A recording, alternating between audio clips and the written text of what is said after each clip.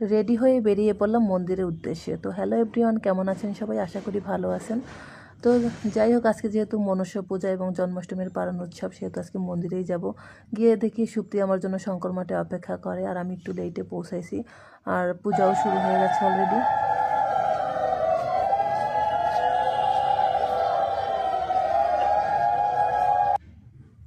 আর শুনেছি দেবী পক্ষের সূচনা বা বছরের শুরুতে মনসা মায়ের পূজা দিয়েই শুরু হয়।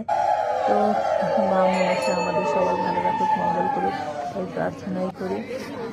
আর পূজা প্রায় শেষের পথে, কারণ আমি গেছি একটু লেট করে। আর পূজা যেহেতু শেষের পথে, এখন শান্তি সস্তায়নের জল দিচ্ছে পুরোহিত মশাই। এরপরে প্রসাদের পালা। তো আমি আর সুপ্তি অপেক্ষা করতেছিলাম কখন নৈবেদ্যর প্রসাদ খাবো।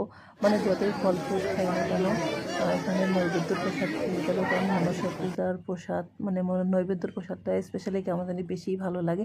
যে কোনো পূজার প্রসাদেই ভালো লাগে, কিন্তু শুরুটা অনেকদিন পরে তো এটা শুরু করি, তো নৈবেদ্যর প্রসাদটা ভালো লাগে, ফল ফ্রুট যতই খাই না কেন।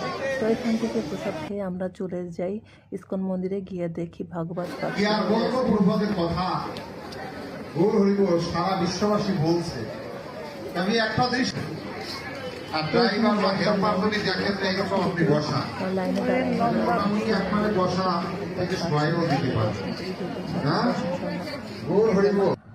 তো দেখুন চেয়ারগুলো খালি, একটু পরে পরিপূর্ণ হয়ে যাবে।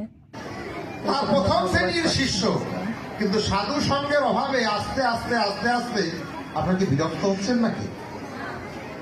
বলে হলেও কি করা যায়, একটু সুপ্রতিষ্ঠি করে রাখবেন।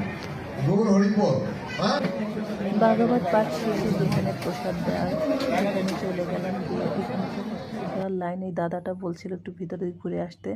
তো যেহেতু আমরা লাইনের মাঝখানে চলে আসছি, যেহেতু প্রভু আমাদের কৃপা করছে, কারণ এত লাইনের লম্বা লাইনের কাটিয়েও যেহেতু মাঝখানে চলে আসছে। আর আমরা কিন্তু প্লেট বাসা থেকে নিয়ে আসছি, কারণ এখানে প্লেট পাওয়ার জন্য আবার সিরিয়াল দিতে হয়।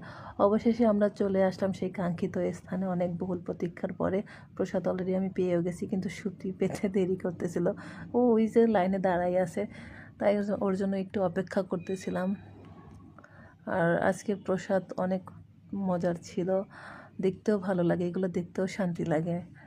আর অনেকে প্রসাদ চেয়ে খাইতে তাদের লজ্জা লাগে। আমি বলবো, প্রসাদ যদি মন্দিরে প্রসাদ চাইয়া যদি খাইতে লজ্জা লাগে, তাহলে তাদের মন্দিরে না যাওয়াই উচিত আমি মনে করি। কারণ আমার প্রসাদ চেয়ে খাইতে কখনোই লজ্জা লাগে না, কারণ আমি সবসময় আরও প্রসাদ না খেয়ে মন্দির থেকে যাওয়ার চেষ্টা করি না, কখন সবসময় যাওয়ার চেষ্টা করি প্রসাদ মন্দির থেকে খেয়েই যাব। তো এই যে দেখুন সবাই খাচ্ছে, আর এদিকে সুপ্তি একাই 2 প্লেট নিয়ে বসে পড়ছে। এখন আমারও একটা খাইয়া শেষ করতে হবে।